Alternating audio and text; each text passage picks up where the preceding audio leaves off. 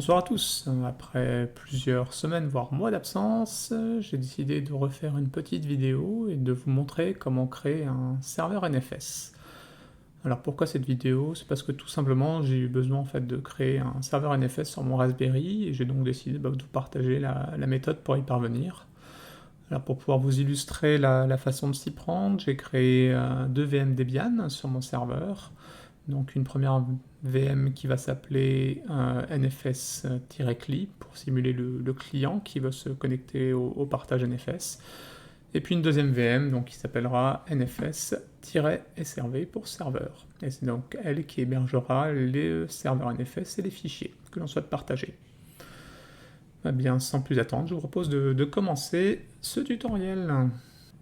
Alors, je me suis déjà connecté, vous voyez, ici en NFS, en SSH pardon, sur mon serveur NFS, enfin sur la VM qui va héberger le serveur NFS. Donc la première chose qu'on va faire sur cette VM, c'est créer les répertoires qui serviront en fait de partage. Donc je les ai créés sur l'arborescence /srv/nfs, et donc je crée un répertoire document et un répertoire média.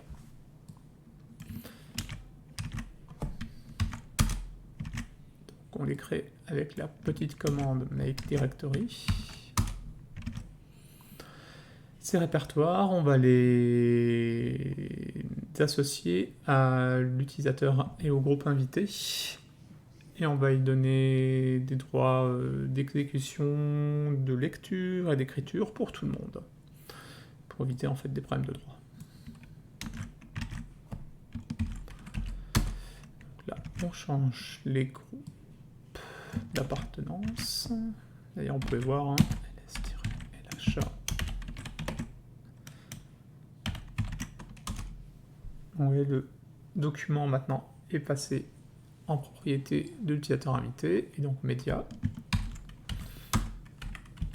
est désormais aussi passé sous l'utilisateur et le groupe invité. Donc maintenant, on va changer les droits.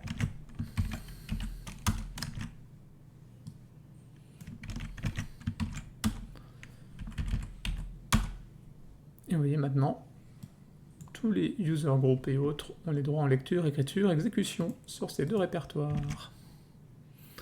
Alors pour installer le serveur NFS, c'est assez simple. C'est le paquet nfs-kernel-serveur à installer.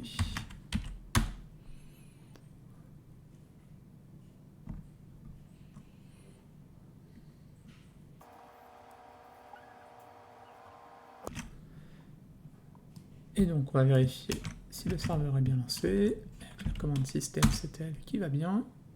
Et en effet, le service NFS kernel server est bien actif. Alors on passe ensuite à la configuration du serveur NFS en lui-même. Donc la configuration est stockée dans un fichier qui s'appelle export avec un S, donc sous /etc. On va donc d'abord sauvegarder la config existante. Et on va en créer une de toutes pièces. Alors dans ce fichier export, ce qu'on va faire, c'est qu'on va venir ici déclarer les répertoires que l'on souhaite partager. Donc nous, ce sera documents et médias.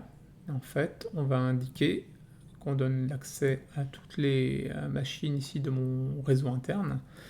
Donc 192.168.1 avec le masque de sous-réseau 255.255.255.0. Et donc on va venir indiquer ici qu'on donne les droits en lecture-écriture avec la synchronisation. All squash, donc ça veut dire que c'est pour forcer en fait le mapping de tous les utilisateurs des clients vers l'utilisateur anonyme. Et donc là j'indique derrière les UID et group ID de cet utilisateur. Et no subtrace check, c'est pour améliorer en fait un peu les performances et pour éviter que le système vérifie la validité des sous-répertoires, on va dire. Donc on va venir copier cette configuration dans le fichier. On va faire un petit nano etc exports. J'aurais dû faire, je pense, un...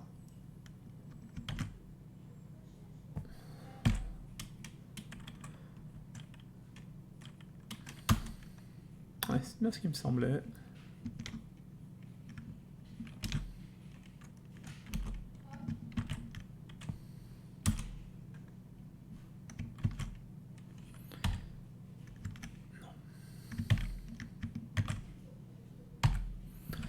J'aurais dû faire un sudo. Mieux. Là, on sauvegarde et on quitte.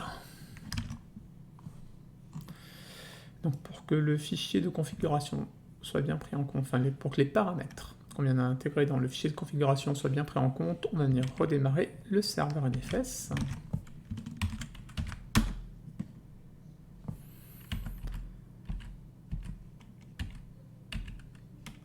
Et on vérifie le statut, on est toujours actif, il n'y a pas de souci, tout s'est bien passé. Donc je vous propose maintenant de passer à la deuxième partie de la configuration, qui est celle en fait de l'installation du client NFS sur la machine cliente. Alors on va venir se connecter à la machine cliente, donc moi c'est déjà le cas. Hein. Vous voyez ici, NFS CLI, je suis déjà connecté en SSH dessus.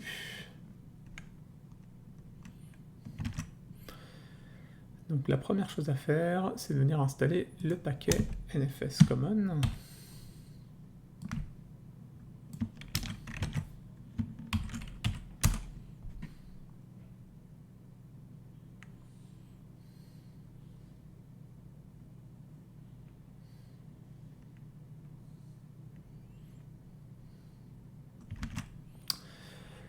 Voilà. Ensuite, on va venir voir ici, on peut interroger en fait à travers la commande command les différents répertoires NFS qui sont partagés par un hôte. Donc là, ce qu'il vous faut, c'est remplacer l'IP avec l'IP de votre serveur NFS. Donc je vous ai mis la petite commande pour retrouver une IP. On va le voir ici. On va se connecter vite fait sur le serveur. IP ADDR. Et vous allez voir, il faut que je trouve la bonne interface, Ethernet, voilà. Donc l'IP du serveur, c'est 192.168.1.18. Donc on va venir exécuter ici cette commande.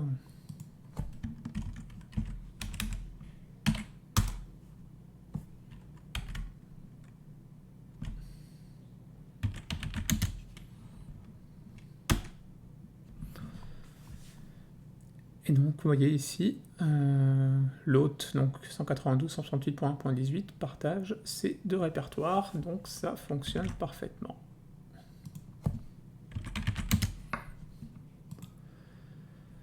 Donc maintenant sur notre PC client, donc notre VM client, on va venir créer deux points de montage.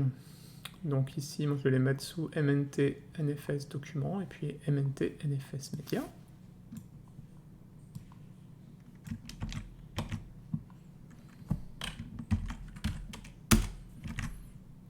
Et de 1 et de 2.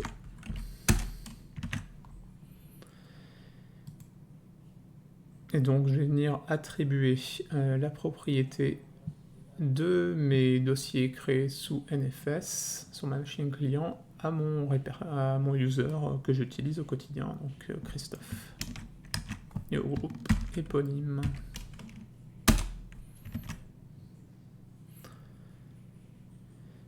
Et maintenant, on va venir tester le bon montage.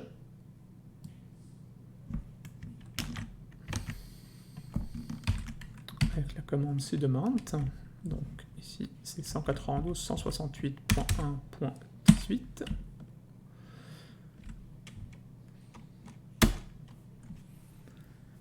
Et pour tester que cela fonctionne, on va aller ici.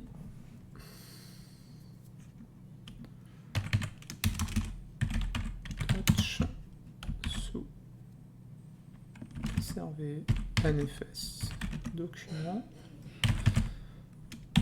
On va venir créer un fichier test1.txt. Et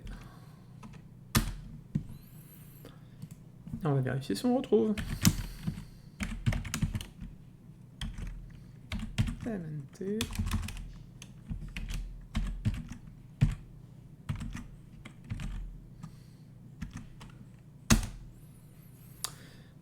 Et donc vous voyez bien le fichier test1 qui est créé. De la même façon ici, si je viens créer un fichier test2, touch, mnt, nfs, document test2.txt. Donc là sur le client, on voit bien le fichier qui est créé.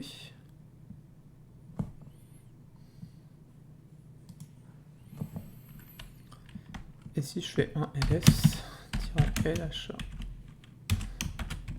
srv nfs document, on voit bien ici les deux fichiers qui sont créés. Voilà, donc c'était tout pour ce tutoriel. Donc vous verrez dans le reste de l'article, je vous ai montré comment faire un montage automatique avec le petit utilitaire AutoFS. On peut aussi le faire à travers FSTab. Moi je le fais finalement à travers AutoFS. Ça a l'avantage de ne le monter que lorsque j'en ai besoin. Donc vous allez voir, c'est assez simple. Donc j'espère que cette petite vidéo vous sera utile. Et comme d'habitude, si vous avez des questions, n'hésitez pas à travers les commentaires. Et puis voilà, si vous appréciez mon travail, n'hésitez pas à vous abonner. Et bien je vous remercie. Bonne journée à tous.